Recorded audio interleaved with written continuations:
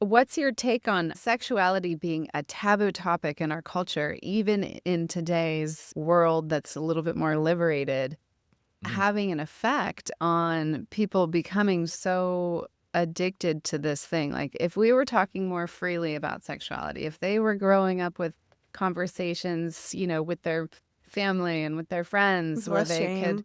Absolutely. if there wasn't this like underlying element of shame and hiding around sexuality, do you think people would have a different relationship to it? Again, we get addicted to the chemicals that those like really intense porn scenes give us.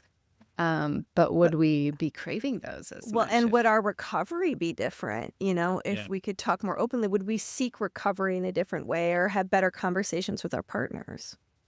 Well, I think people would look at it definitely much more of a healthier way for sure. Because I think one of the things we look for, did people come from a background that's been very rigid, or has it been very, again, Mm. taboo type topics? Because the more rigidity you have, and I've had questions about, as to how early do you start talking to your kids about it and things like that.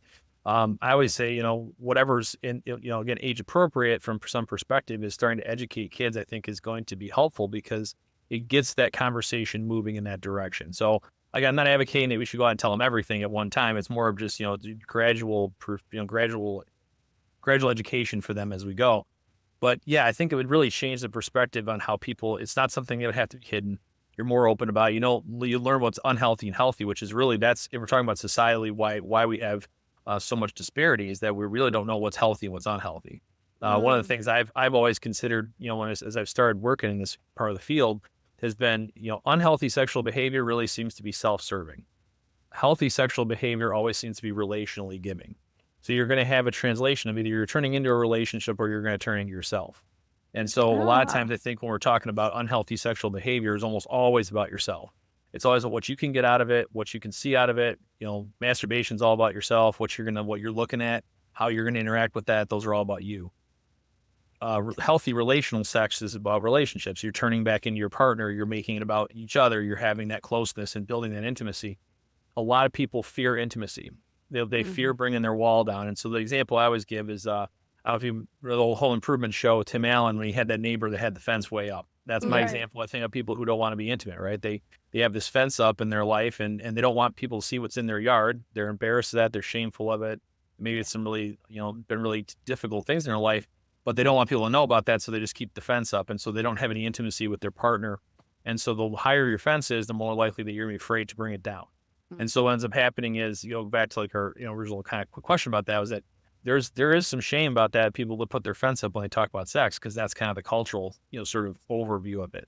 So I think that definitely having more conversations about move or help to start bringing that fence down, and it also gives you an opportunity to have more connection with other people. That there are other people who are going through a lot of the same things that you are, which is another part of what we see a lot of is people think that they're the only ones suffering with this. Everybody else is normal. They're abnormal. Can feel very That's not. isolating. Yep, Yeah. that's not true at all. Everybody, more people are probably going through this than anybody really understands. Yeah, I Wow. like that I like distinction that. too of the taking, Mhm. taking versus giving. Like, are you trying to get something out of it for yourself, or is it for the union, the partnership? Vulnerability is the thing about intimacy that I think is so scary for people because, Absolutely. we've said this before on the show, but vulnerable translates to woundable. Like, literally, that's the point. You could get hurt, but you won't be able to feel that depth of connection and love without taking that risk because you really have to show all of yourself to get to that level of phenomenal deep connection and love that we all deserve. And so it feels like this cultural taboo and shame around sexuality has for so long, for so many eons, has been causing such a disservice to our ability to just be seen by each other and to be in that intimate space with each other, which is one of the most beautiful things that we have access to as human beings.